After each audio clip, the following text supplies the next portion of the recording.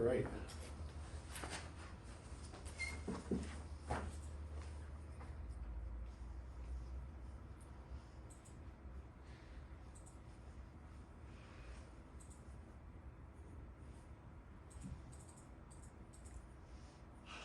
All right, wiring methods. Very important, very, very, very important.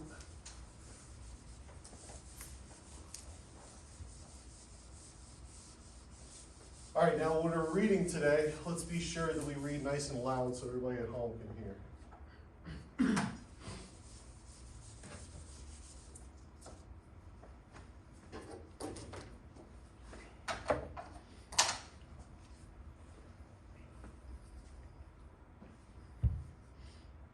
Bill.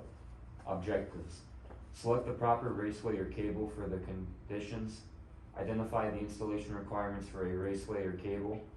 Select the proper raceway size depending on the conductors to be installed. Explain the term metric designator. And take this slide as well. Select the proper size of outlets, pull, and junction boxes based on the applicable requirements. Select the proper size of box depending on entering raceways and orientation. All right, so as you can tell, we're going to be talking a lot about conduit today. All right, in all different forms of conduit and how we run our wires. Introduction. Read nice and loud so the guys at home can hear. Sorry for being a little overboard. A major part of electrical work is installation of the branch circuit wiring. The term raceway is defined by the NEC as a channel that is designed and used expressly for the purpose of holding wires, cables, or bus bars. The term circular raceway is to distinguish between raceways that are circular in configuration from raceways that are rectangular, such as wireway. Yeah, raceways can be conduit like we're all thinking, or they can be troughs, right? What do I mean by a trough? John, what do you think a trough is? I believe a trough is it's like a. We're not feeding cattle here, so it's not a feeding trough. What in our terms, what is a trough? It could be a square or rectangular metal box that are just wires just run through, right? The whole side can come off, so wires can easily be thrown in there, taken out. You'll normally see them in like big industrial warehouses where they have a lot of machines and they're always moving the locations in the machines. It's a lot easier to just take a whip up from that trough down to the machine versus you running new conduit to that machine every single time. So, but it is a raceway and all the rules still apply most of the time. John? Raceway sizing in the NEC. In keeping with the emphasis of the metric system in the NEC, a metric designator provides equivalency to the inch system. Terms used in the NEC concerning raceways. A ferrous conduit is made of iron or steel. Non-ferrous raceways, non-metallic raceways, couplings, lock nuts, metal bushings, or connectors. A running thread is a longer than standard length thread. Okay, so ferrous. What's a ferrous metal? Define a ferrous metal. What attribute does it have? When something says it's ferrous or non-ferrous, what do you think that means? It can or cannot do what? Phil, what do you got? Conduct electricity. You're close, very close, but non-ferrous metals can still conduct electricity. A ferrous metal can be excited by a magnet, right? A magnet's always going to stick to steel. A magnet's never going to stick to stainless or titanium, things of that nature. So just know the difference between ferrous and non-ferrous. Non-metallic, what do you think that could be? I mean, we're going to talk about later in the slide, but what do you think right now? Like rigid PVC or something like that? PVC, yeah. We don't really even say rigid PVC, we just say PVC. Okay. You know, I mean, we just go by the schedule, whether it be 40 or 80, those are the two most commons. There is schedule 120 as well, that's a lesser known thing, but it's usually not used in our world. Couplings, lock nuts, metal bushings, I think we have an understanding of what they are, but running thread is a longer than standard length thread. What do you think they mean by running thread? I'm not sure if the slides are going to say it, but I know it certainly says it in the book. What do you think a running thread is? Anybody ever put gas together? Like gas lines together or any kind of thread to fitting together? As you're burying that fitting, it gets tighter and tighter. You have to put more and more stress into it. A running thread is just a straight bore thread. It doesn't taper. So you have to use like lock nuts or something to keep that tight. You just forcing that in there isn't gonna totally slam it down. But we might see about that in a future slide. Take it. Rigid metal conduit RMC has heavy wall construction to provide maximum physical protection to conductors. When rigid metal conduit is threaded on the job, thread must be coated with approved electrically conductive corrosion resistant compound. RMC bends can be purchased or they can be made using special bending tools. All right, special bending tools, I'm not convinced. All right, so yeah, this is a very heavy wall. If you look at the wall thickness, I believe it's 1/8 inch thickness, which is pretty damn thick. You'll use this a lot in hardcore areas that injury could be very likely to the pipes. Use a lot if it's explosion proof, it has to be threaded, it has to be locked down. It's just a lot more protection. Like on a service, coming down for a house that the driveway is within 6 feet of the house, it's gotta be within rigid now. It's gotta be able to take the vehicle hit. So we use rigid a lot in anything that can be damaged. It is a big pain in the butt putting it together though, because it has to be threaded, right? Every pipe you cut has to be rethreaded. Just like when you guys were down in HVAC, it's the same threader, it's the same exact process. In a way, I do love running this because I was a plumber for a year, so I do have a soft spot when it comes to threading pipe. It's a slow job, it's a difficult job, has to be very well supported, it's very heavy. It's very difficult to pull wire through here. The pull boxes are smaller, everything about it is tough. But just understand it provides a level of protection that's second to none. It's weatherproof as all hell. It can be very easily used with explosion-proof systems. Where did you see an explosion-proof system, Phil? What do you think? I mentioned this before. Healthcare facilities or something. Healthcare, petroleum plants, but the most surprising, agriculture. You see this a lot in agriculture because what's so explosive about agriculture? It's fertilizer. Good answer, yes, you're right, yeah, absolutely, I'll give you that.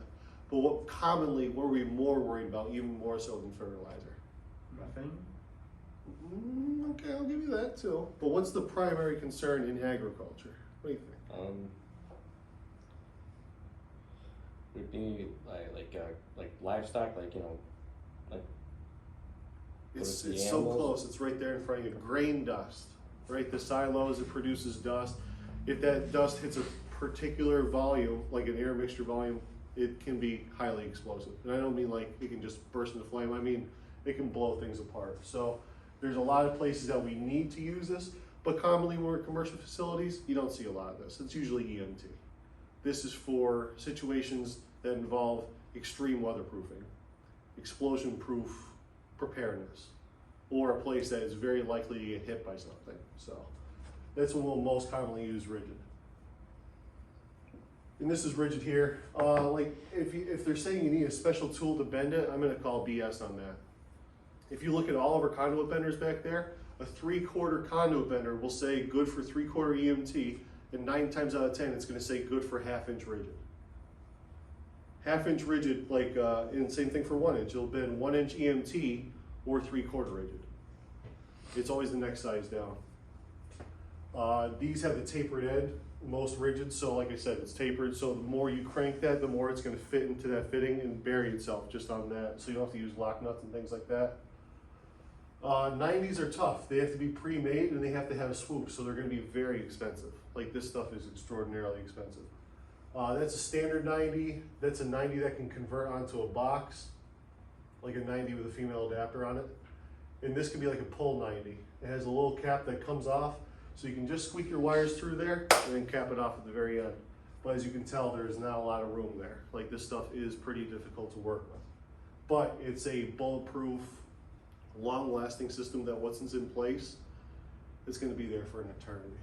So you can still bend it by hand, but it's gonna require a lot of strength and a lot of patience. So, any questions on rigid? No? Okay.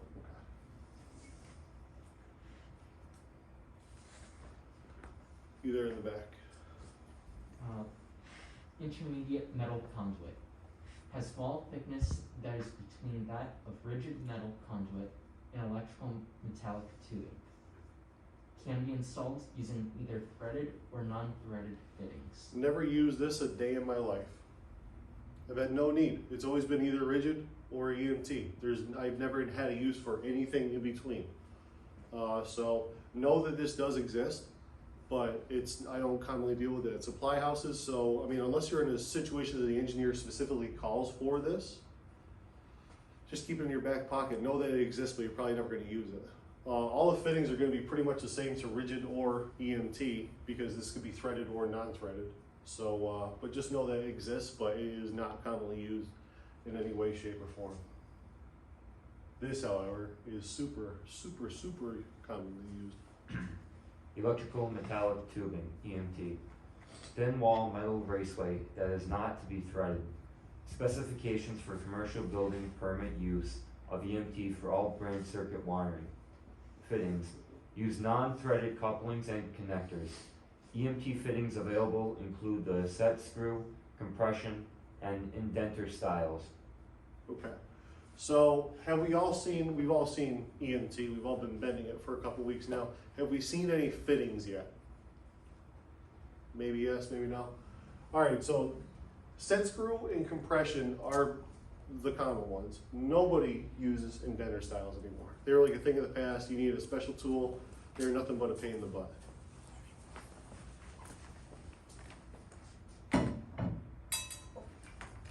All right, indenter, like I said, they're never commonly used. Set screw are nice inside, right? It's just a fitting. I wish I brought some with me, but yeah, I can just draw it just as easily.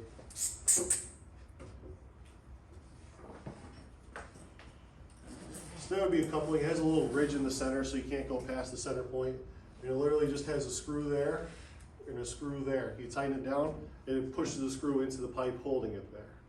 These are my preferred methods. I love, love, love, love set screw connectors, but they're only good for inside. Why do you think they're only good for inside? Not very waterproof. Not very waterproof at all. Once you push down that set screw, they actually forces a gap on the front because you're crushing it down so hard, water can easily get in. Compression style, has anybody ever put together compression fittings for copper? It's the exact same concept. It's literally that coupling still. But now it has a nut on each side and a little stopper in the center. You would shove your pipe in, and you start torquing down that nut, and that nut crushes a ferrule that's between the pipe. Anybody know what a ferrule is? I might show the next slide here. Hold on. No. All right, at the end of class, I'll grab some fittings for us so we can see. I'll show you what a ferrule is. It's not a feral cat. That much I can show you. Who's up? Electrical and metallic tubing, EMT, installation of EMT not permitted to be installed underground or in concrete slabs that are on or below grade. Installation of EMT requires use of a bender, several kinds of bends, installation of metallic raceway, IMC, RMC, and EMT. See the requirements of NEC Articles 342, 344, and 358. NEC 440.9 requires an equipment grounding conductor of the wire type to be installed. All right, so EMT is not permitted to be underground. I see EMT in slabs all the time, but that slab is usually slightly above grade. If that slab is below grade, or if you want to put that directly underground, it's not allowed. But why? I just said that those compression fittings would make it watertight. So why isn't EMT allowed underground? Well, if it's metal, wouldn't it corrode? Beautiful, right there. It's gonna corrode. It's a thin wall tubing, so as the ground moves, especially in this area with the thaw and freeze, like underground, if you think it just stays there, you're completely wrong. Underground rocks and whatnot will move as things freeze and thaw throughout the seasons. So there's a chance they can start moving rocks around. It's a thin wall tubing, it can get bent pretty easily. You can bend it by hand, so how easy can a rock go and bend that? And if it develops any scratches, those scratches are gonna take away the galvanization, which is gonna lead right to rusting. So we don't allow that to be underground anymore at all. doesn't necessarily require a bender, you can just buy pre-made 90s if you so choose, but yeah, we got all the bends by now. And just for food for thought, it has to be supported at least every 10 feet. And now it's 10 feet long, so that just means you need one fitting per full length of pipe. But once again, that's a code minimum. What do? Way over the minimum. I'll throw 2-3 straps on that per 10 feet. You know what I mean? I don't want anything moving on me. And we've done this already, so this should look nothing different to you. Yeah, there's nothing new to grab from there. All right, so you've done stubs, you've done offset so far. Saddles are next on your list. When they say angle, nobody says angle, they say kick. Throw a kicker on it. What do you think a kicker means? Why would you just need an angle kicker like that? What would be a reason for that, you think? John, what do you think? Why they call it a kick? Yeah, Because you don't really, it doesn't really seem like you have to put much effort into bending it back, or you just kind of kick it down maybe, or? a kick has no particular angle. We're not even searching for an angle. So let's say that I had something on the ground here. I had a 90, I just needed to get past it, right? I just need to bring it up just a little bit to clear that. So I'll throw my bender on it and just give it a little scooch. Just give it enough to pass over that object. I'm not searching for any particular angle. I'm just giving it enough angle to clear an obstacle that's already going to be cleared by a long straight length of pipe. So sometimes I'll just say throw a kicker on that just to get to the wall. That's what I mean by a kicker. But as we get into lab, we'll talk more and more about that.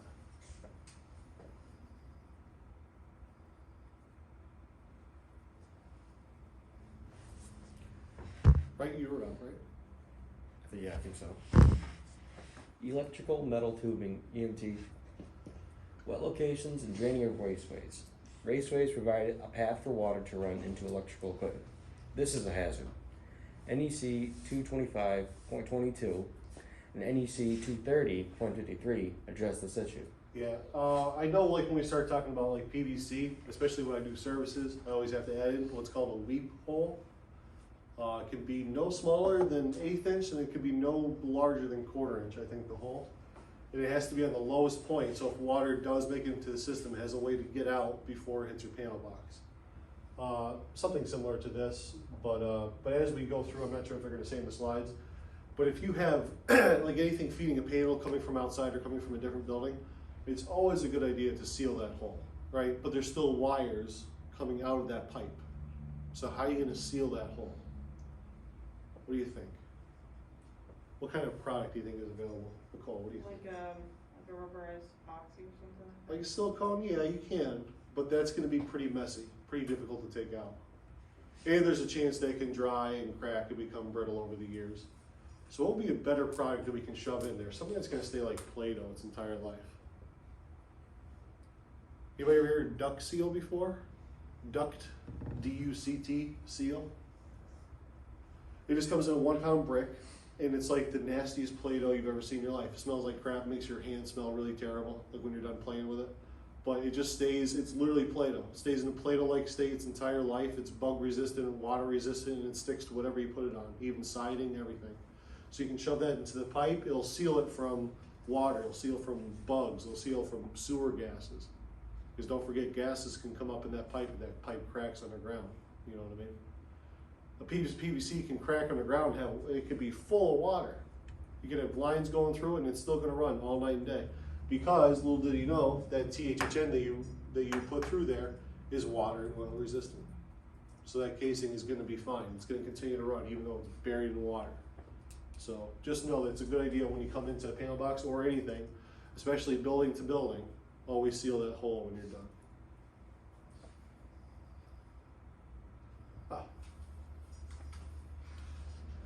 Who's up? Raceway seals, required by NEC 300.5G. Sealant to prevent moisture or the escape of hazardous vapors. The sealant must be identified for use with cable installation, shield, or other components, often called duct seal. All right, so I just got through that. Good. Take this one too. Flexible connections. Installation to certain equipment requires flexible connections to simplify installations, stop transfer vibrations. 3 basic wiring methods. Flexible metal conduit, liquid tight flexible metal conduit, liquid tight flexible non-metallic conduit. Alright, so yeah, this is pretty important. And it's usually for the issue of vibration. You know what I mean? Where do you see, it's a flexible whip that comes off of usually a disconnect or something to feed a large object. Where do you see these whips? Where do we see them in real life? Anybody ever see a flexible connection, a flexible conduit connection before? I guarantee all of you have. Where have you seen it? To a water heater. Water heater, perfect. I mean, that's not, you don't see it in a lot of older homes, but in a newer home, most certainly you'll see it. That's a great one. Where else? Along that line, where else might you see it? The boiler, right? From the SSY feeding the boiler. But what's your most common that everybody's seen? Go into an air conditioning condenser, right? Outside you see the disconnect and you see that little gray pipe going to the, yeah, that's seal tight. It's called liquid tight here, but we call it seal tight. You know, that's what we call it in this area. Other people might call it liquid tight. Flexible metal conduit, you really don't see that very often. It's usually just seal tight, and it's usually non-metallic or metallic seal tight. Seal tight is an interesting type of deal. You have your pipe, right? And the fitting comes with a bushing, so it's a couple parts, this fitting. It's gonna be your 90, let's say it's a 90. It's a 90. It's gonna be a 90, it's gonna be a seal, it's gonna be a lock nut, and it's gonna be a baffle. The lock nut you're gonna put over this before you put your seal on, so when you put this fitting here, you can crush them together. There's a little baffle that threads into this pipe and prevents this lock nut from coming off. And before you even did that, there's a little piece of rubber that you put here to seal. So when you have your 90 coming off of that, sorry, I'm a terrible freaking artist. When you have your 90 come off of that, all those fittings are gonna go and crush onto the end of that pipe, never allowing that fitting to come off the end of the pipe. At the end of the class, I'll bring in some seal type fittings too for you guys to see. But just know that it comes in 2 flavors, metallic and non-metallic. I love non-metallic. It's easy to push wires through, but it doesn't have the strength and the protection value that metallic seal tight would have. So just understand there's 2 different types of seal tight. They're both used for 2 wildly different areas, but on most residential applications, non-metallic seal tight is fine. On most commercial applications, metallic seal tight is required. All right, just for its protection. Okay.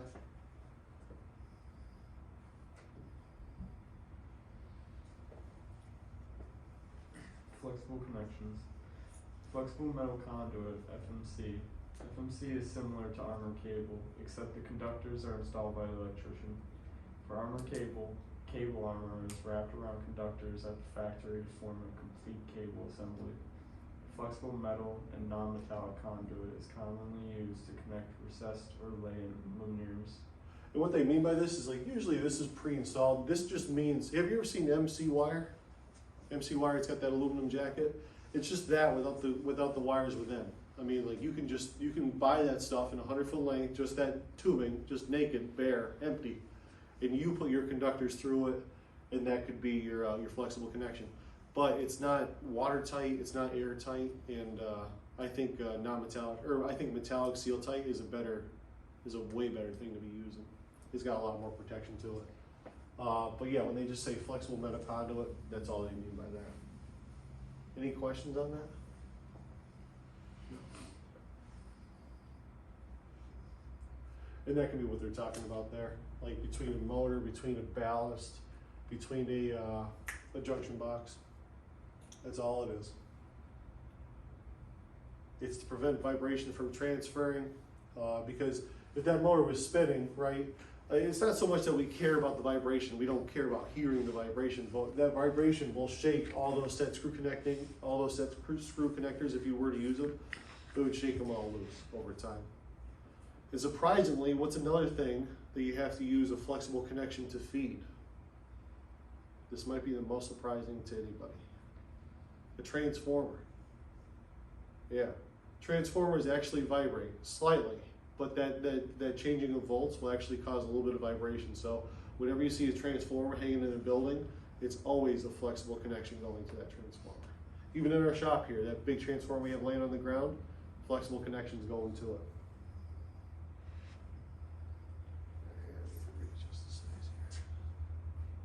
One of these days I'll be able to work this without messing it up. Nicole, you want to take it?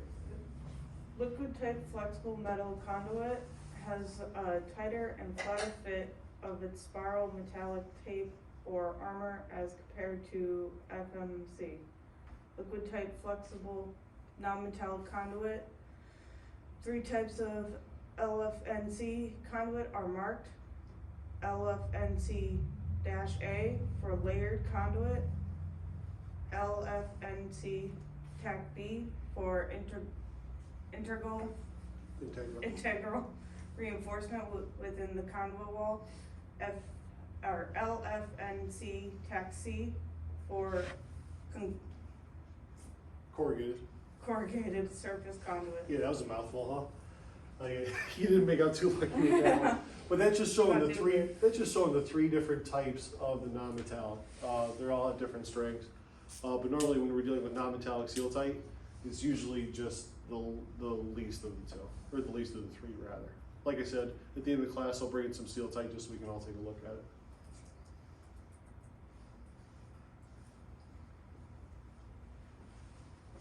Flexible connections. Liquid tight, flexible, non-metallic conduit, LFNC.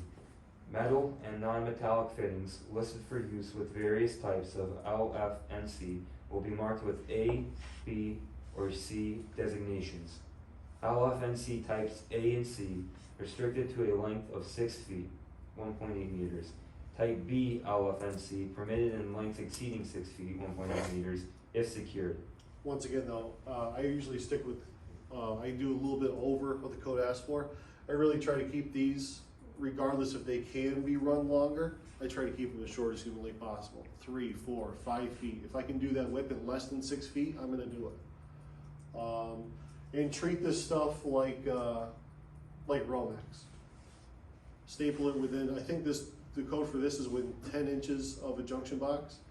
And not within a junction box, it has to be stapled or secured every 3 feet. Okay, so it's just like Romex. You have to secure that in very short spans, secure this in very short spans. Bad stuff with this is I've seen it get put on like Simplex. That's the crowning jewel of how this can go wrong. You ever take a look at the side, like when you guys were at Simplex, right? You're staring at your main building. Off to the left, there's a bunch of receptacles on the side of the building, and some dopopotamus decided to run it all in seal tight. Will probably look really nice when you put it up, but what does it look like now? Looks like a roller coaster. Because of expansion and contraction, it changes its length, so it looks terrible. And they didn't support it anywhere near within 3 feet, so there's probably, 7 feet between supports. So it is just an absolute roller coaster. So this stuff looks like crap in long lengths, so just try to keep it as short as humanly possible. All right. Any questions on this? This is just to connect between a permanent junction box, disconnect to a unit that ends up using the power. That's all it is. Good. Good. All right, who's got it? Armored type AC and metal clad type MC cables. These 2 increasingly popular wiring systems are presented in NEC Articles 320 and 330. All right. Oh, sorry. Do you want me to keep going? Yeah, go ahead. Similar and different in many ways. Yeah, similar and different in many ways. So similar meaning it has an outside jacket for protection. Very similar, but different in how it eventually happens. This is MC, this is BX. MC has an aluminum jacket. BX has a steel jacket, okay?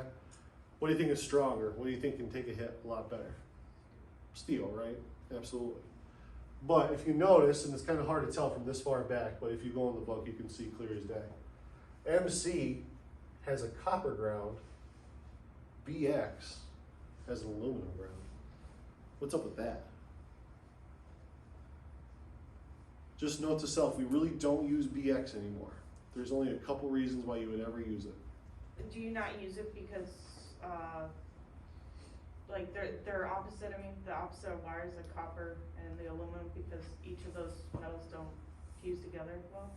They get hot. No, it's just so MC, you have your traditional ground and you hook that up as you always do, all right? Because MC is newer. We haven't been using aluminum forever, so we've been using MC I think since like the late 80s, early 90s. BX was before that, but BX had that aluminum, the aluminum ground, which you didn't even hook up to a ground terminal. All right, so the MC, you hook up that ground as normal. If it's a metal box and there's a device in there, you have to ground the metal box, you have to ground the device. It all goes back to that ground wire, same as you've already done. But the BX, this jacket is considered to be the ground. So if you were to put that into the metal box, you have to take that aluminum wire, after you put your red head there to prevent it from shorting, you take that aluminum wire and you physically wrap it around those ridges, 3 to 4 ridges, and then you put it into the fitting. Does that seem like a good system? No, it's effing terrible. Because what's going to happen to that fitting over time? Is it going to rust away? Could it loosen up? Like I mentioned before, a lot of bad things can happen when we're relying on that outside metal to hold our ground. That's why we've really switched to MC, so we have that dedicated ground conductor in there, just for the ground. So know that when you see BX in the field, you can tell just by feeling the weight of it. It's way, way, way heavy in comparison. And it's way, way, way harder to cut with your roto splits. Your roto splits now are meant to cut aluminum. They're not really meant to cut steel. So you'll probably be sitting there spinning for an eternity. You might even break teeth off your saw. You know what I mean? But just know, when you see that aluminum wire in there, don't go hooking that up to a ground screw. That is not the thing to do. You actually have to wrap it around the side and make sure that box is well grounded to whatever continues past it. I know that was a weird one. Does anybody have any questions on that? Okay.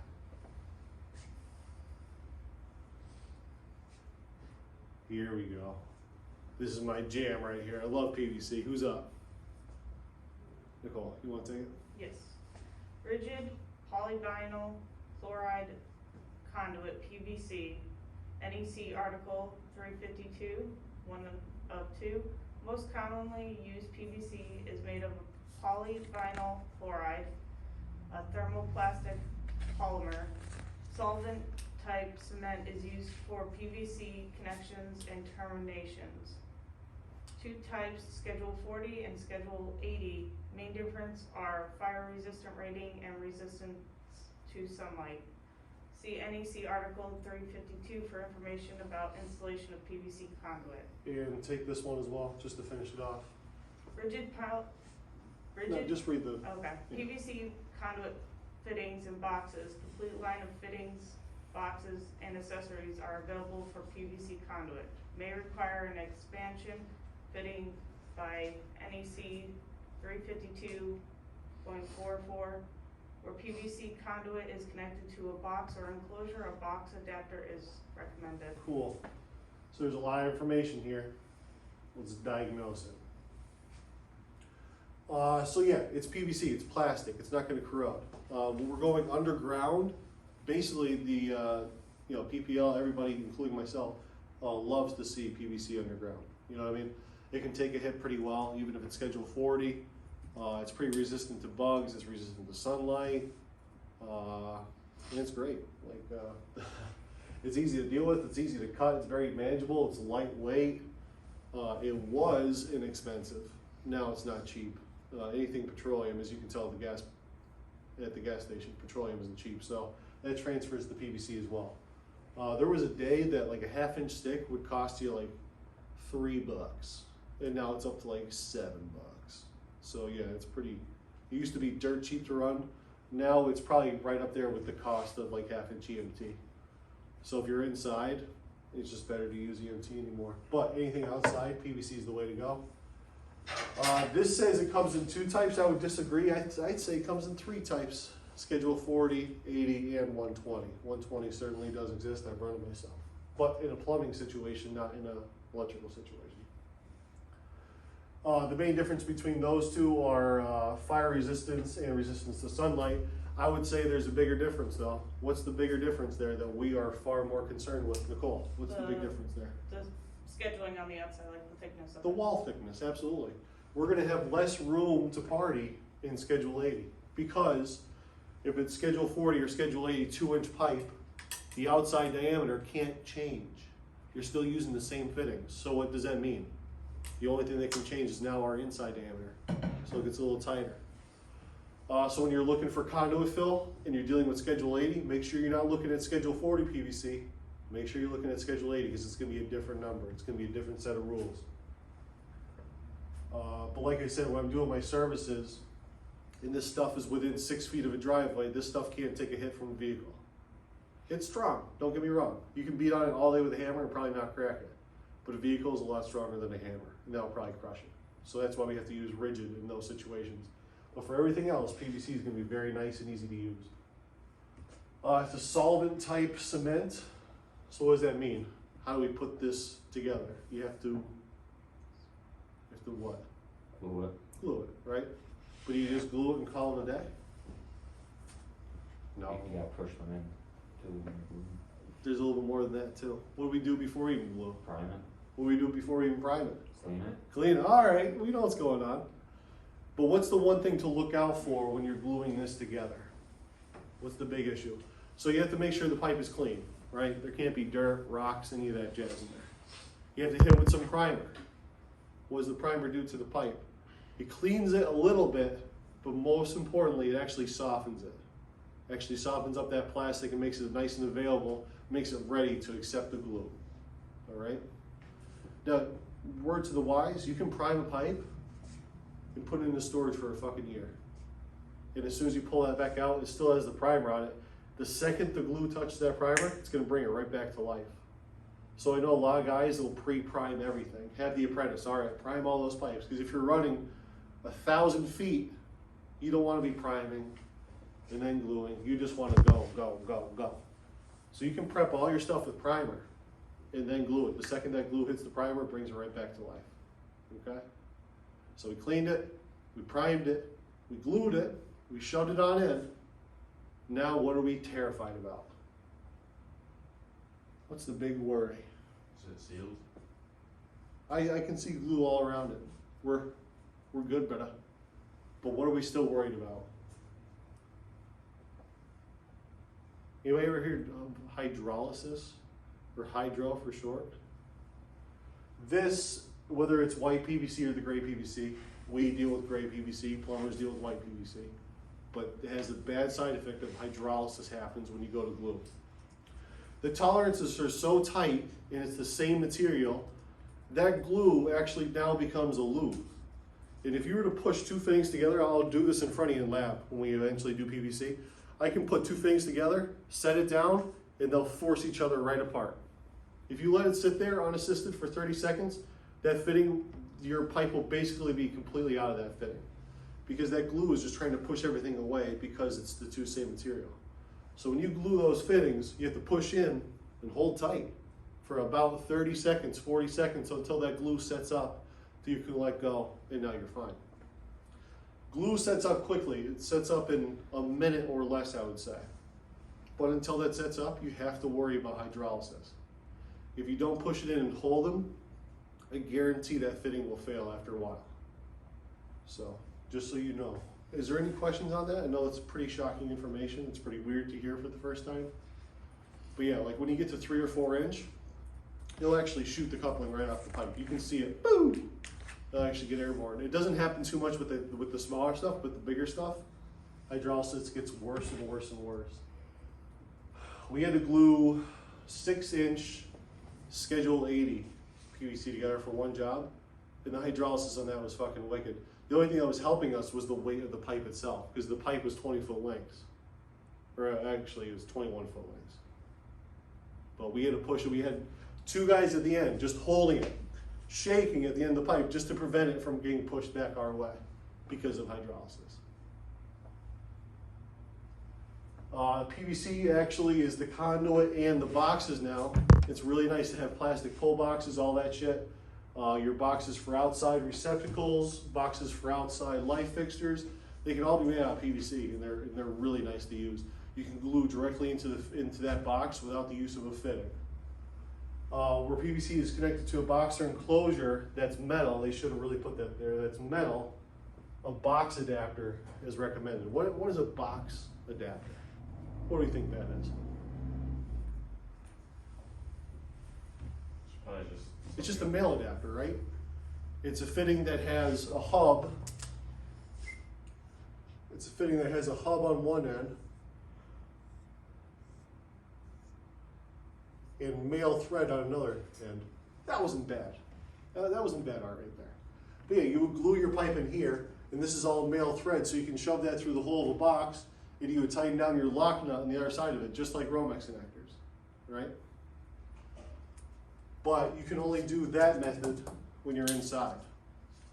If you're outside, it has to thread into a port like an outside metal box, right? Will have threads on it. It's not just going to be a hole. It's going to have threads. And if it threads in there, it's always good to hit it with a little bit of Mega Lock or some Teflon tape or anything to prevent water from getting in through those threads. This is my plumber mentality really showing. You know what I mean? Most electricians do not care. They will just thread that bad boy in and walk away. You know what I mean? When I do anything outside that threads in, I'm always hitting it with Loctite or Mega Lock or Teflon tape or something to make sure those threads stay. Yeah, if you look at all my meter bases, you'll see a little bit of blue on the threads coming in. And that's my way of making sure nothing happens. May require an expansion fitting. What do you think that means, an expansion fitting? So when you have like the like junction box outside or something like that, there's a thing on the bottom that like it'll flex as the ground settles. Like it'll actually lower. There's like a gasket inside of it. Is that what you're talking Somebody about? was reading his book. Because we just put the PVC in at my house. That's how I Okay. know that. So now, here, explain them. So was that PVC buried underground or was it on the side of the house? How'd you do it? It's underground, but yeah, it comes out of the side of the house, and then 'cause Okay. since the foundation's obviously it's not going anywhere, so if the ground moves, it's going to drag the pipe down with it. You are damn right. So what he did is he had what's called an LB come out of his house. I'm assuming he used an LB. And he had a 2-inch line. I'm just going to draw this one thick line. He had a 2-inch line that went underground and went up to what, like a shed? Yeah, sure. It's almost like I know. It's almost like I was there. But as I said, this area is wonderful because we don't have to deal with temperature issues with our lines, but we have an Achilles heel, and that's the winter. And has anybody ever heard the phrase called frost heave? Frost heave? Anybody? Anybody ever go to a state park, right? And you go by the lake, right? You bring the girlfriend. It's a nice time. Everybody's enjoying themselves. Here, let's sit by a bench. You go to sit by the bench, and the bench is 3 feet off the ground. It's sideways. You see concrete 6 inches, 8 inches out of the ground. It's all sideways and it's moving on you. What the hell? Who installed this thing? Well, about 5 years ago, it looked great. But because the ground froze and thawed, like I said, the ground is always moving when things like that happen. It'll actually, after a certain amount of time, it'll push whatever was in the ground. If it wasn't in past frost depth, it'll push that right out of the ground. It's called frost heave. So there's no guarantee that this pipe is going to remain exactly where you put it underground. So what you have to do right here and right here, you have to put an expansion fitting. It's just a fitting, it's just a coupling with a slide attribute to it. So you would set the fitting up so, you know, like if the fitting was 6 inches long, you would set it at 3 inches. So when you install that, if the pipe goes down the ground a little bit, okay, they can take up the slack. If that pipe gets pushed up from the ground, okay, it can take up that slack.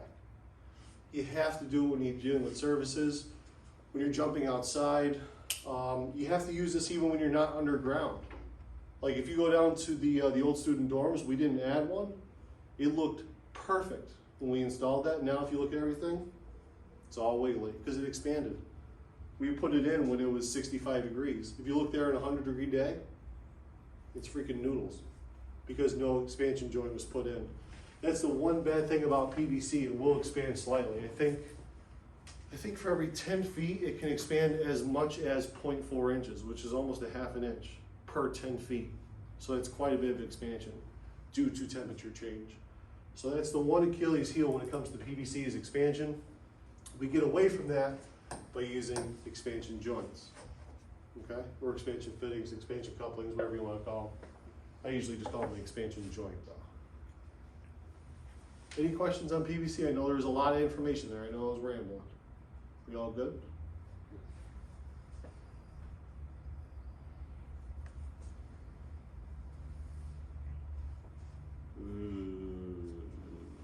Who's up? Electric non-metallic tubing. Pliable. Corrugated raceway made of polyvinyl chloride. Hand bendable and available in coils and reels. Use within a building or encased in concrete, and is not intended for outdoor use. Use for raceway trade size 2 or smaller. Here, take this next slide too. ENT fittings. 2 styles. 1-piece snap-on in clamshell. Solvent cement PVC fittings or PVC conduit. ENT boxes and accessories. Wall and ceiling boxes, any PVC box, and mud boxes listed for luminaire support are available. All right, so now if this is what I'm thinking of, like I don't have the book right in front of me here. I'm not sure if they're gonna show a picture. So this stuff right here is, how do I say, shit. When we see it in the field, we always refer to it as like the Home Depot special or the homeowner special, because you can buy this stuff at like Lowe's, Home Depot. It's cheap, it's easy to install, and it's fast. What do I say about these 3 words, these 3 phases? Are they ever synonymous with a job well done? No. No. So please, I just told you all those better options we just had. How about EMT? How about PVC? How about Seal Tight versus using this shit? All right. It passes code. Why? I honestly have no idea. It provides no protection at all. It's not waterproof. You can bang it and hit it just as easy as if the wires were there bare. You know what I mean? Yes, could this give you a little isolation from concrete? Sure. But there's very few uses for this. You'll see it, it's blue, 9 times out of 10 it's blue, it's corrugated, and you can tell it looks chintzy and cheap just by looking at it from 20 feet away. So if it looks that terrible and that cheap, please never use it. So it does pass code, but I don't think it's gonna last for much longer. Just my humble opinion, guys.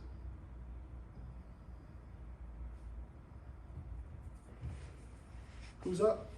Who's up? Who's up? Who's up? Raceway sizing depends upon 3 factors: the number of conductors to be installed, cross-sectional area of the conductors, permissible raceway fill, wireways and auxiliary gutters, common commercial occupancies.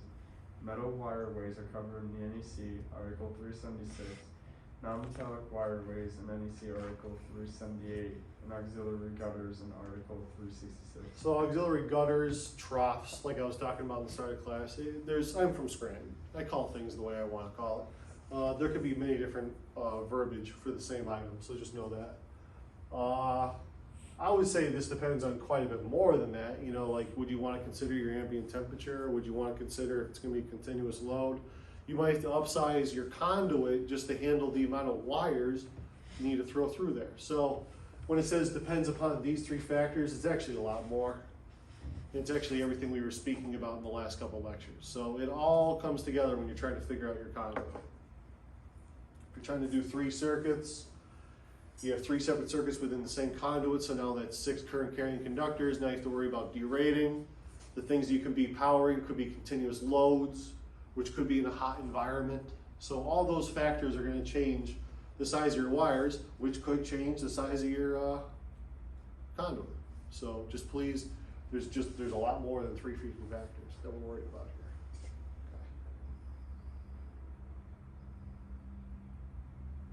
But it's all sized appropriately. You know, like they wouldn't have a 1/2-inch line with like 3 number 4s going through there. You know what I mean? It's all these lines are size appropriate for what's running through them. And when they did that trough or that gutter or whatever you wanna call it, raceway, whatever you wanna call it, they sized that according to what they thought they were gonna have to be throwing there. Like some guy didn't just show up on a Sunday and went, oh, I have this extra 8-inch trough, well, let's throw that in there. No, they had to think about what was going in that building first to see if that was even gonna be appropriate. You know what I mean? And it's all in the book, it's all in the code, there's nothing that you have to figure out. Like they give you a lot of formulas to figure out like conduit sizes, but if you look in this chapter, there's 3 formula pages that give you the exact size of the box, how many wires they can carry. Everything's a predetermined formula. If you look up for the formula, you're gonna find it. You guys aren't gonna know everything. You're electricians, you know what I mean? Like you're better with your hands than you are with your brain as far as encyclopedic knowledge. But you know where to look. You know how to Google, so use those to your advantage. Everything I mentioned, you know, conduit fill, temperature, correction for temperature, derating, maximum conductors per size of conduit. Those 4 things you can figure out how to do basically all of this. And it's all predetermined formulas that you can just look up in a glance. Who's up? Here, hold on. What time do we got? 8:56. Cool. Raceway support. Many available devices. Conductors and raceways. There could be problems. Higher the impedance, greater the voltage drop. Inductive reactance in a circuit depends on conductor size, conductor material, copper or aluminum, spacing between conductors, frequency of the system, and closeness of magnetic material near conductors. If all conductors of the same circuit are in the same raceway, magnetic field flux around each conductor cancels out. Alright, so there's a lot of information here. We're always shooting for low impedance on anything, but the code doesn't require you to change for voltage drop as we mentioned before. Inductive resistance, yes, if you have 2 dissimilar metals. This one's pretty important, and I know we did mention that in the previous slide in the previous week, but if you're running, let's say you have a circuit, right, and it needs 2 hots, a neutral, and a ground. Okay, so it's 4 wires total. But your conduit that you're trying to run, you have 2 lengths of conduit maybe going to that one box, but the conduit that's there, oh, it can only fit 2 wires. What do I do? Oh, well that's great, I have 2 sets of conduit going to the same location that I need to be. I'll just run the 2 hots in this one, in the ground and the neutral in that one. We're still showing up to the same location, right? It doesn't matter if you eat your dessert before your dinner, it's all going to the same place, right? Wrong. They all have to be run within the same conduit, because if you have those 2 hots without a neutral there to cancel out the electric field that's throwing off, it can start building heat, or worse, it can start building up current in that conduit with eddy currents and all that jazz. So just make sure that all conductors are of the same circuit, they have to run the same raceway, the same piece of conduit, go into the same box. They all have to be together. Do not split them apart. Any questions on that? It's pretty basic, but hit me. Yeah, so you said that like if there's 2 hots going through, you have to have the neutral, or it builds up like the field. Is that like the EMF field too? If the wire gets wrapped around, like we Yeah, saw in as the soon as house? you start putting wires in a circle, you start building up magnetic fields. So would that make the magnetic field bigger, like in between those 2? Like, is it like this? It's the same. It can cause a lot of things. It can cause heat to build up. It can cause a current to be thrown across the conduit, Okay. because it's just here. Let me just. I'm going into art mode here.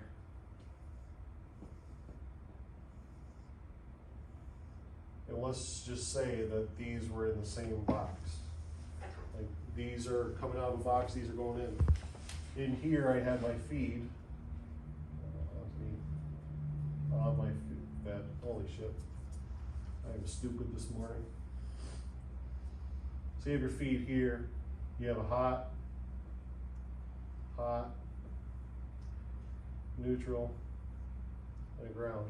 You can't just run these through that one and these through this one to make it to that final place, because now current is going to start building up on this line that this neutral can't negate. Okay. So So that's why they all have to be run through the same line, or you're gonna start building up current, especially on the hot conductors. Current, heat, magnetic field, it can all happen. Any questions? Thank you, that was a good one.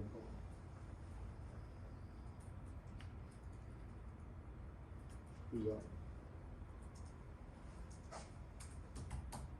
To go. Special considerations. Electricians must determine the length and number of conductors in each raceway, apply adjustment and correction factors to the conductor's ampacity as required, make allowances for voltage drops, recognize correct receptacle types, surface raceways, NEC Article 386 and Article 388. Now, like I said, the code really doesn't force you to change for voltage drop, but you should just be aware that it does exist. But that's only gonna be in like lengths that are very long. Like I'm talking 200, 300, 400 feet. That's when I would just begin to start thinking about voltage drop. But I would just test. If I see 208 at the very start, and I walk 500 feet, and I get 207, I'm cool with that. You know what I mean? But if I walk 500 feet and I get 199, there's an issue. We need to upsize the size of that wire or something to correct the voltage drop. But 9 times out of 10, you really don't even have to worry about it. Question. Are we still going with like the 5% rule, like whether it's, like if it's 5% within like the original Yeah. voltage, that's it? Yeah. Okay. But like I said, like, you know, like dropping 1 volt, you know, I'm not concerned at all. Like I said, like when you go outside during like the heat of the summer, 3 o'clock on a blistering July day, and you check your meter, you're supposed to be having 240 come into your house. There's a strong chance that you have like 235 come into your house. There's a really strong chance because the demand is so great, it's reducing the voltage across the entire grid. But conversely, if you were to go outside and check your meter base, like, you know, we're talking like a September night, it's like nice and very tempered, it's like 60 degrees outside. Nobody's using their heat, nobody's using their air. You go out and check your meter, you're probably gonna see 245. Just because it's the exact opposite. There's no demand on the system, so the volts are gonna be high. So, just so you know that. But this is like first grade at this point, SpongeBob. We've been talking about this all night and day. Recognize the correct receptacle types. What should you reference if you're looking for a particular receptacle with a particular ampacity to be able to handle particular things? The code? Yeah, but what? Come on. What's the acronym? It's 4 letters. What is it? Starts with an N. The N. NEMA. Oh, NEMA numbers. NEMA. NEMA numbers. Like I said before, it's a way for all the manufacturers to be on the same exact page. So if you're looking for a 30 amp, 4 wire twist lock receptacle, it's going to be the same here versus in California. You know what I mean? Once you find the NEMA number for that, it's the same across the board. You want to take the next one? Yeah. Insulating, grounding, and bonding bushings. Installed to ensure a low impedance path to ground if a fault occurs. Insulating bushings protect conductors from abrasion where they pass through bushings. Reducing washers. Installed to accommodate size differences. All right, so we already know about one of these. John, tell me about the insulating bushings. Or no, the grounding bushings. Tell me about grounding bushing. What's a grounding bushing? What is a grounding bushing, sir? Phil, help him out. Doesn't just go over like the conduit coming in, but it just gives a good connection to whatever you're bonding it to. So conduit comes in, you have the lock nut holding it there, you still have a little bit extra thread there. So you're going to throw a grounding bushing on that, and that bushing is metal, and it just has a set screw so you can attach a ground wire onto that to bond to your box. Alright, so that's a grounding bushing. An insulating bushing is just a plastic bushing, it's just to protect the threads from getting all jazzed up. Especially on PVC, I do that in every service because it's PVC, there's nothing to be grounded, it's plastic. But you still have to protect the threads, and you still want to protect the wire. So if I'm pulling like 150 feet on a 2-inch PVC line, and I'm by myself, I'm at the end, I'm pulling my effing heart out, And on the other end, I walked out the lines so they're at least straight, so they want to come in an orderly fashion. But when I get back to that original pull point, what I'm going to see every time if I didn't protect it? That PVC line, after me pulling, or not the PVC line, that copper wire, after me pulling for 150 feet, will actually start burning through that PVC. There will be little notches taken out. Yeah, you look at me like sideways, yeah, it'll burn right through it. All that friction and all that force and 150 feet of that constantly will actually start ripping out the threads. Like, let's say that this is the end of my male adapter. I might have a whole chunk that big taken out just because of me pulling the wire. So that bushing, it's not a grounding bushing, it's gonna be made out of plastic, but that literally just screws over the threads to protect the threads. And it's sacrificial. I'd rather burn up that bushing than I would rather burn up my threads. So it protects the threads, and it's a little wider, so it protects the wires as well from their casings getting cut up. But what do we think a reducing washer is? What do we think that is? What do you think that's used for? You can use it with standard conduit. You can't use it for a service entry, but you can use it for everything else in the system. What do you think a reducing washer is? Reduces the size of like a hole to a smaller one. Exactly. So let's say that some dopoponymous over there, you know, like, hey, bang out that 1.25 inch knockout. Okay. You know what do? They knock out the 1.5 inch. What a jerk, right? We're running 1.25 inch conduit into here, and he knocked out the 1.5 inch one. So now the 1.25 inch conduit is going to fall through that hole because there's no way of securing it because the hole is now too freaking big. Well, you can get a washer that goes from 1.5 inch to 1.25 inch, but it's 2 washers. So let's say that this is the wall of the panel box that we're working in, and the hole is right here, but the hole is made too big. There would be a washer on the bottom, a washer on the top, that's very wide. It's gonna fill in all that was there of the hole. It's gonna fill all that area in. It's gonna allow your pipe to come through. You have to put a lock nut on top and a lock nut on bottom to kind of hold it all in. And when you tighten those two, it squishes those washers against each other so they can't move in that hole. But you can't do it for your service. Why do you think that is?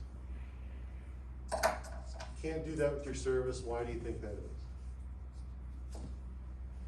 By service, I mean your wires feeding your panel box. Why can't you do that with your service entry lines? Is that a really good grounded connection there? No. Could that move over time? Certainly. You know what I mean? So they don't mind if you do that elsewhere in the system, especially if you use a grounding bushing. But for your service entry, if you drill the wrong size hole in the panel box, you toss the panel box and you start over again. And that could be a $500, $1,000, $1,500 mistake. So make sure you're going for the right size hole. Who's up? I'm losing track.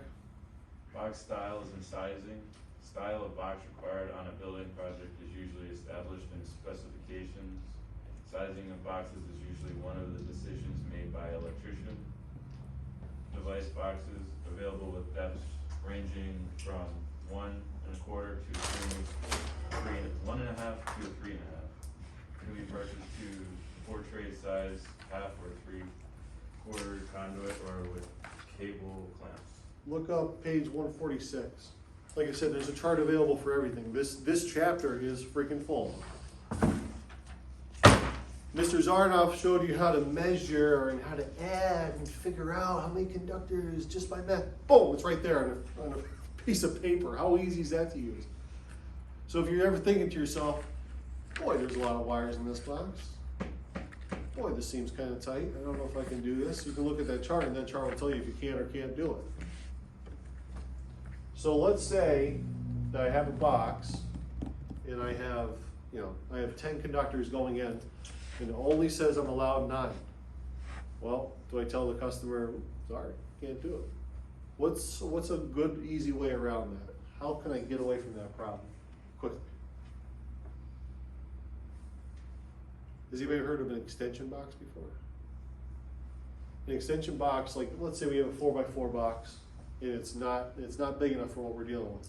You can buy another box that has the back of it cut off, and you just slap it onto that box, and now it's double wide. So now it can handle double the amount of conductors. 100% code. So just so you know that extension boxes do exist, and that's a great thing to keep you away from the total conductor cap of smaller boxes. Commonly, I'll use an extension box if it's like a 4x4 junction box, and it's the really thin ones, like the by 1.25", the by 1.5", and I really need 2 inches worth of meat there. So I'll just put a box extension on. Does it look glamorous? No. Will another electrician possibly judge you in the future? Perhaps. But what you're doing will be code. So box extensions do exist, and they have gotten me and Mr. Travis out of many a jam. All right, Kyle, you're up. Box styles and sizing, securing boxes with screws, many ways to secure box to framing members. Masonry boxes do not require extension cover but will accommodate devices directly.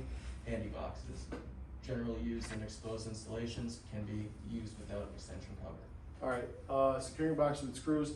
Let me just make sure that you know, like, if you're going into masonry, you can't use like a drywall screw, right? There's like the right fitting for the right task. Well, that's the same thing goes with screws and whatnot. If you're going into concrete, use a Tapcon or a molly. Anybody know what a molly is? I call them mollies. Like a plastic anchor. You drill in to the wall with a hammer drill. You put the piece of plastic in the wall. Then once you turn the screw into the plastic, it expands the plastic, preventing it to come out of the hole. They're commonly known as mollies in the trade. So just so you know that. If you're going into lumber, please do not be using drywall screws. They're actually not allowed. You should be using zinc plated screws for us. You have to. So never let me see you attach boxes with drywall screws unless you want to fail an inspection. And if they're going to go onto steel studs, it's going to be with self-tapping screws, right? The screws are going to bore through the metal and make their own thread.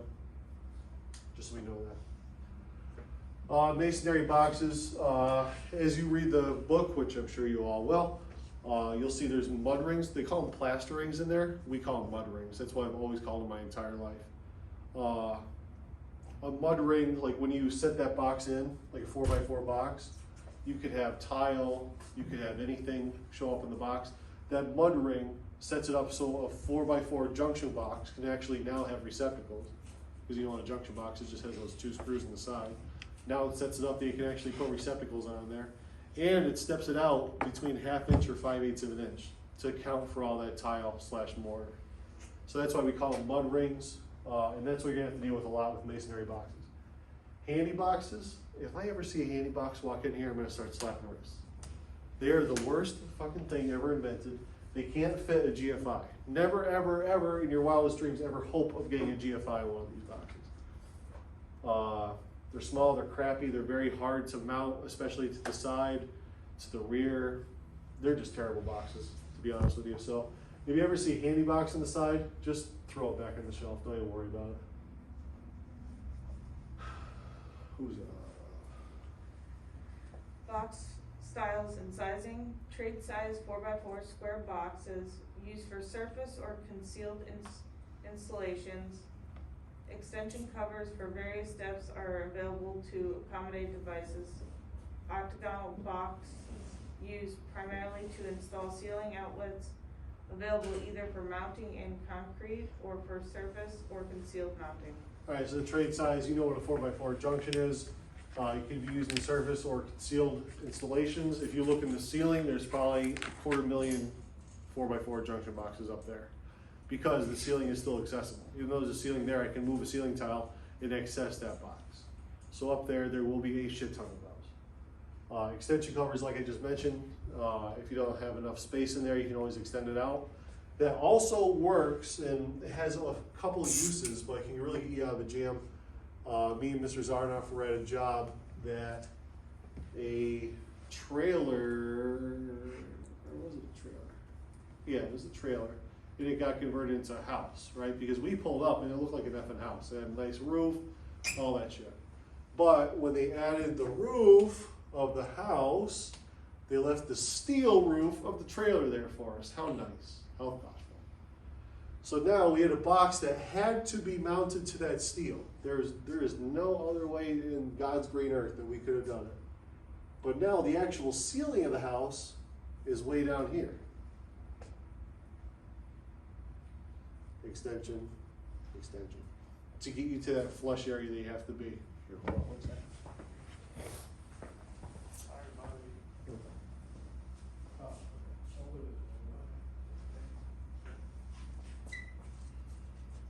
I can find the wall.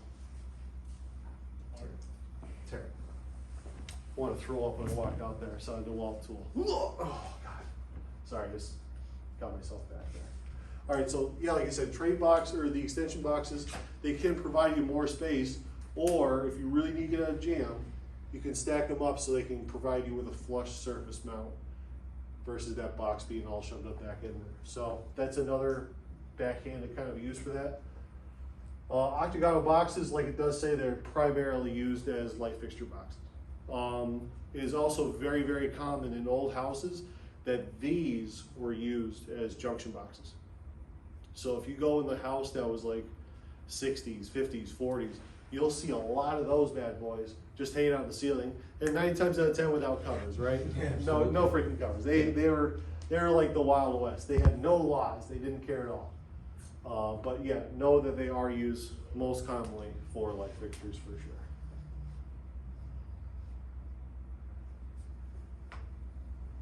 Where are we at? Where are we at? Where are we at? You look like you're just dying over here.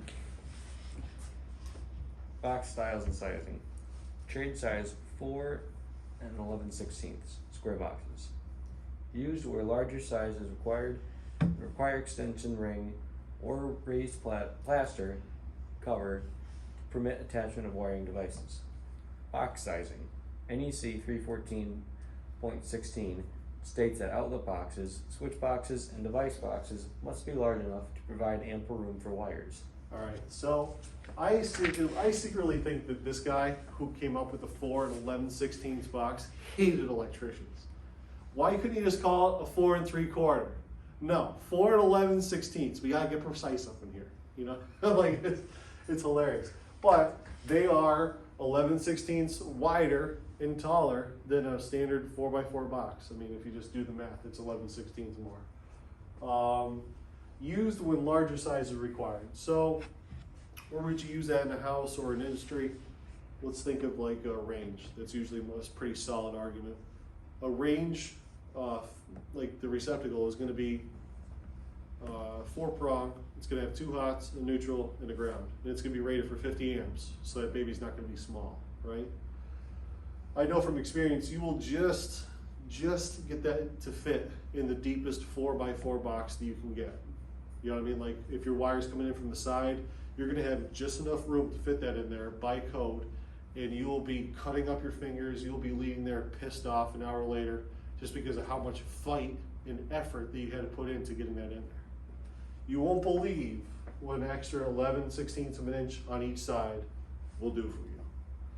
That box is a lot deeper as well, so there's a lot more room to work in there. So just know that a 4 and 11/16 box does exist, and if you're putting a lot of shit through there, or you know you're going to be expanding a lot in the future, that might be the box for you. I know Travis really likes them when we do big jobs. He's a 4x4 and 2 1/8 inch thick. He likes the deep 4x4s. If I ever buy the 1 1/2, he just like throws it right at me. He hates them, and I just do it to piss him off at this point because I like being like the Marines, like doing as much with as little. You know what I mean? They have the lowest budget, but if you're coming across any branch in the military, who do you not want to fucking see at your front door? You know what I mean? Same thing with me. Like I like to do as much with as little as possible. He likes to have a lot of extra room. Both are fine. You know what I mean? But if we're doing some really big stuff, we have a lot of junctions, we're hooking up ranges or dryer receptacles, we might jump over that 4 and 11/16 box just because it offers a lot of room. The plate is a little different, but the plate will say for a 4 and 11/16 box. You just go from there.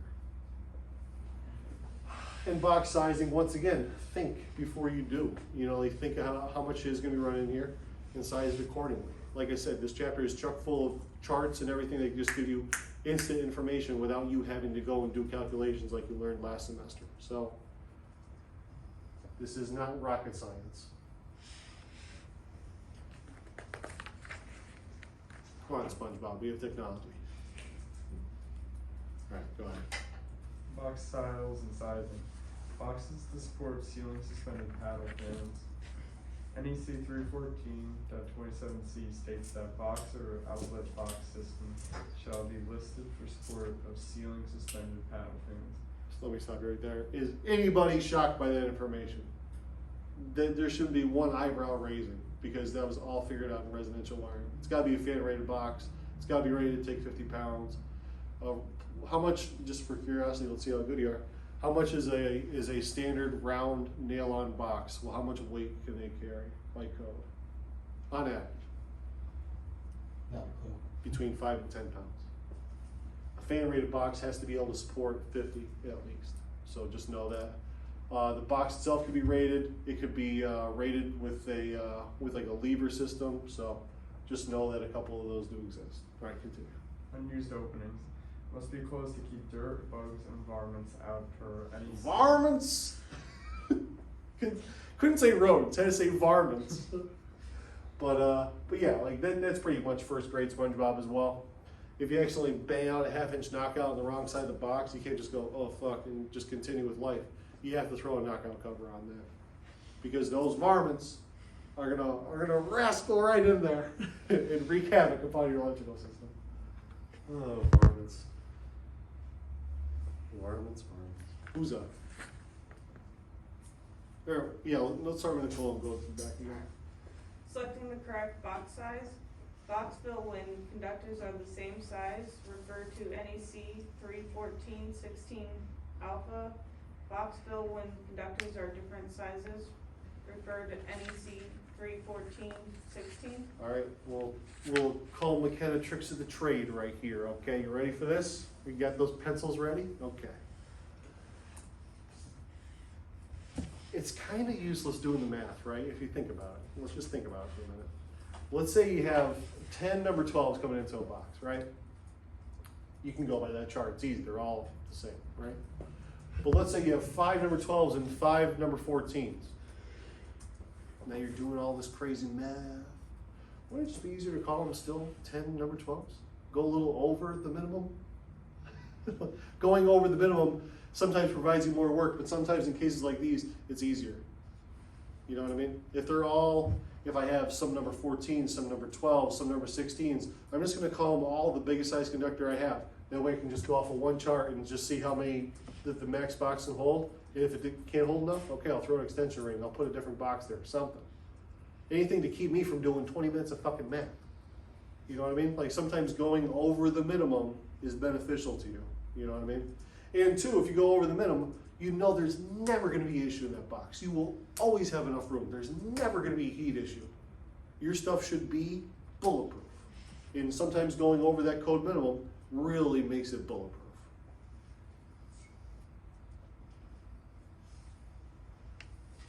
Yeah.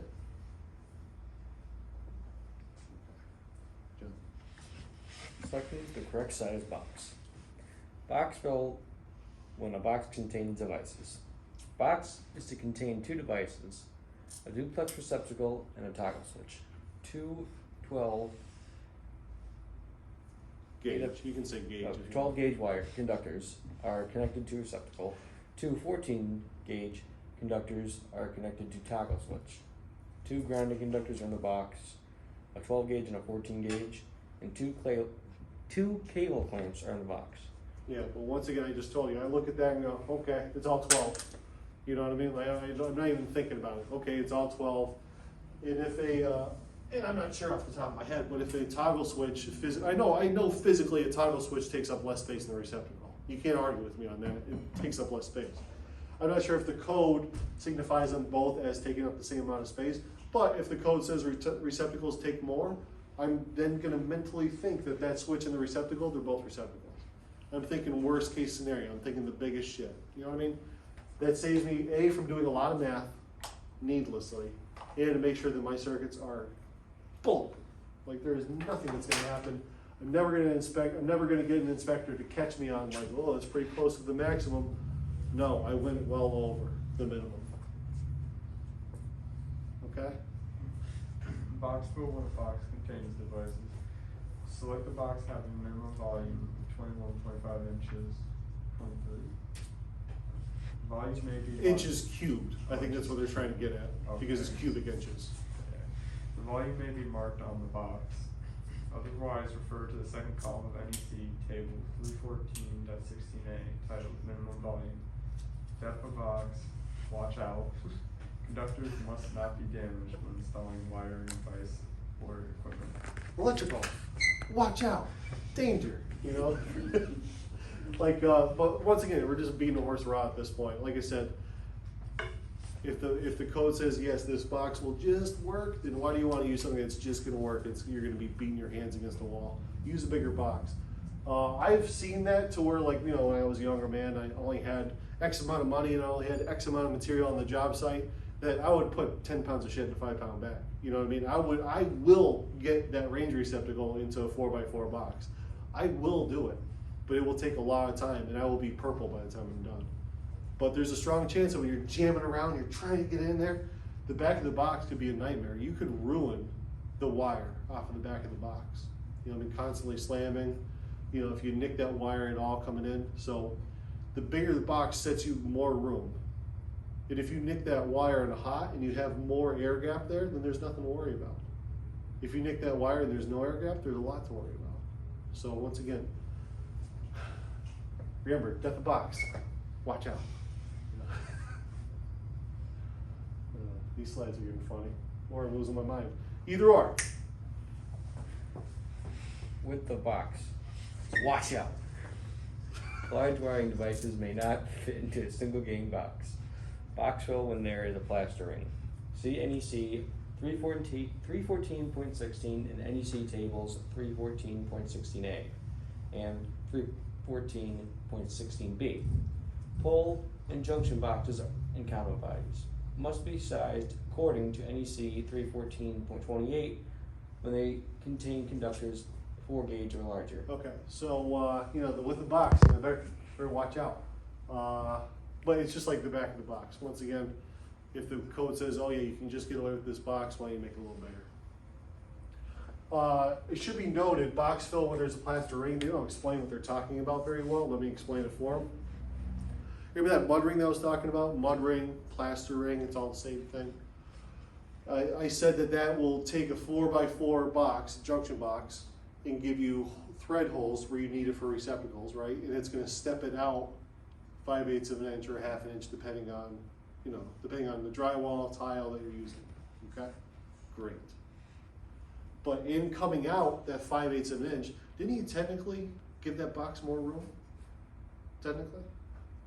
So that box might be like the 21.3 cubic inches, but that box, that extension that you put on, magically gave you an extra 3 inches.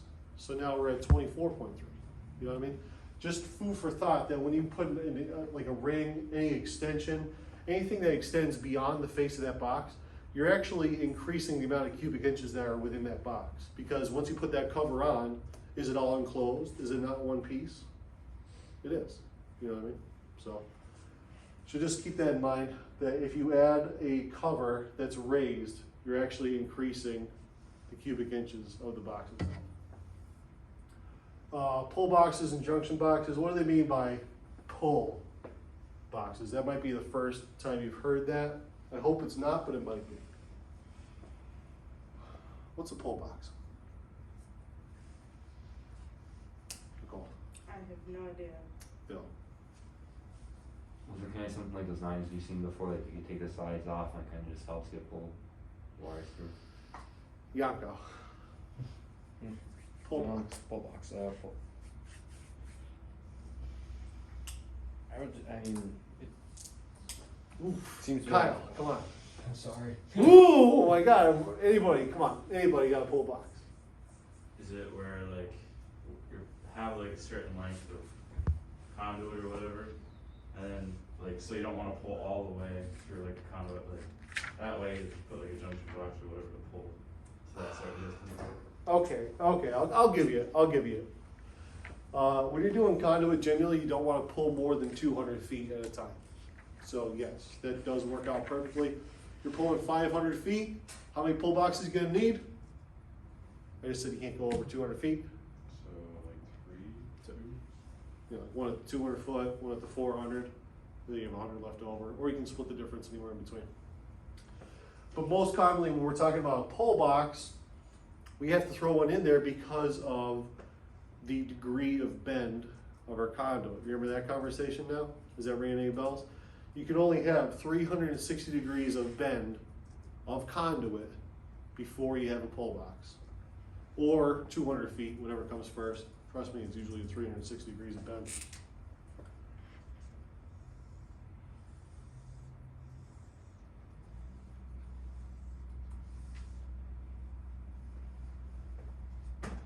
And that's, I'll call that a 30 degree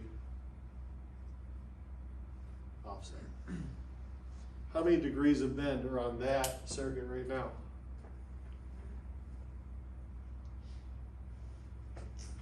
90. Plus 90 is what? 180, Plus 30. 210, Plus 30. 240, Plus 90. 230. So you see how that adds up quickly? Now we're still under the 360. You can still pull through that legally. But can you see how not easy that would be to pull through? Do you get the hint that that's going to be like a bad day? Like especially if there's 50 feet in between all of these. So, I mean, me, just being me, I might want to pull a pull box right here. Just to make my life easy. And you know what? Maybe I want one over here too. Code doesn't say that you can't have, oh, you can't have those too many pull boxes on that circuit. No. As long as they're sized accordingly into code, who cares how many pull boxes I have on there? But you need a pull box for every 360 degrees of bend. And that's the maximum. Once again, I don't like going by the code minimum.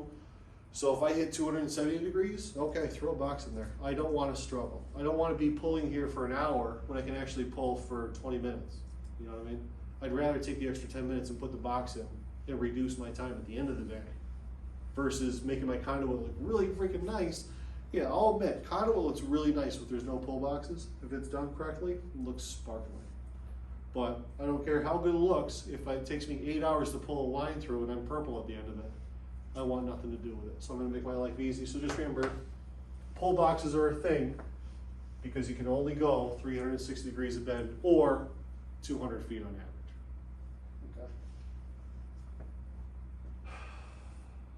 Okay. Any questions on that?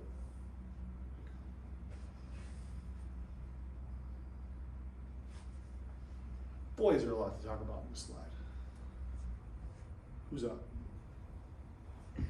Full injection boxes and conduit bodies, referred to in trade as conduits and unilets, excellent for turning corners and changing directions of conduit run. Depth of pole boxes, at least the diameter of the bushing plus a little more. Power distribution blocks. Permitted metal pole and junction boxes over 100 inches cube. Provisions are included in NEC 376.56B. Just 1 second, I just want to check ahead just to see if there's going to be any pictures. There's not. Okay.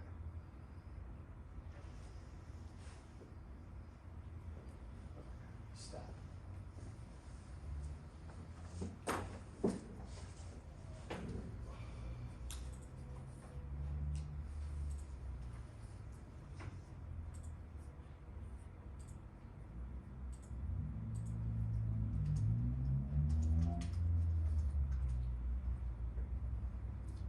All right, so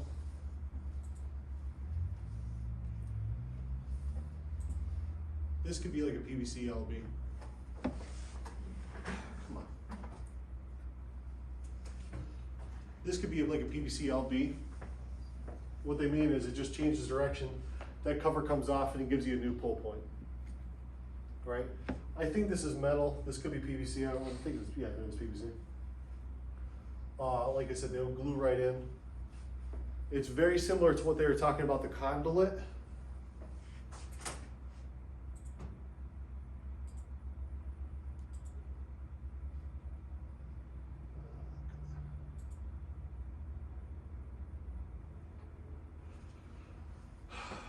What they're talking about here is that same thing, but in metal. And instead of that cover coming off flat, that cover actually comes off at an angle. So it helps you, like, so this is the LB right here. Let's just draw an LB. I'm a terrible artist, I know, don't judge me. So there's the LB, and this is the cover that would come off. Problem is that there's a lot of straight material right here, so when the wire comes in, you have to pull it out and shove it back in there. But as that loop starts getting tighter and tighter, and if you're dealing with really thick wire, it's really hard to get that into the LB at the very end, just because of all this material right here. What that conduit does, what they're talking about, I try to draw this again, I'm terrible. Terrible artist. But this will come off at like an angle. So the whole side will come off. So it makes it really easy for the wires to come out, and it makes it very easy for me to push the lines back in because a lot of this meat is just not there. So that's what they mean by these. You don't see them very often. I've only dealt with them once in my life, but it was a great day. It was the easiest pull I've ever had. But 9 times out of 10, when we're doing conduit, we're dealing with just PVC LBs. You know what I mean? We suck it up. We get it done. Depth pull boxes. Yeah, depth pull boxes, at least the diameter of the bushing plus a little more. But once again, don't go by the minimum. Make the pull box nice and big, because the bigger the box, the easier it's going to be for you to manipulate the wires. Power distribution blocks. I mean, when you read the chapter, you'll take a look. It's just a little blurb at the very end. But let's say that you don't want to run like 2 number 6s out to something.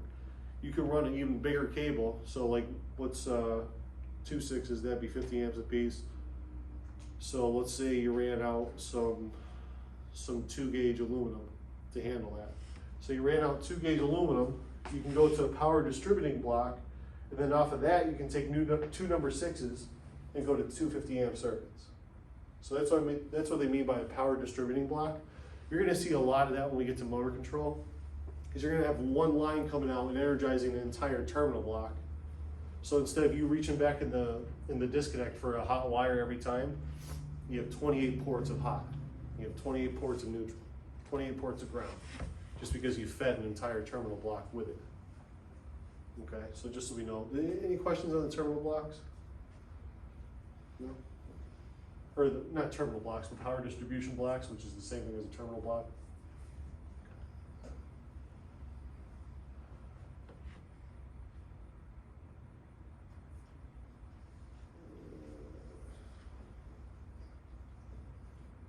All right, hit me with the summary, somebody. Good. RMC, heavy wall construction provides maximum physical protection to conductors. IMC, wall thickness that is between that of RMC and electrical metallic tubing, EMT. EMT, thin wall metal raceway that is not to be threaded.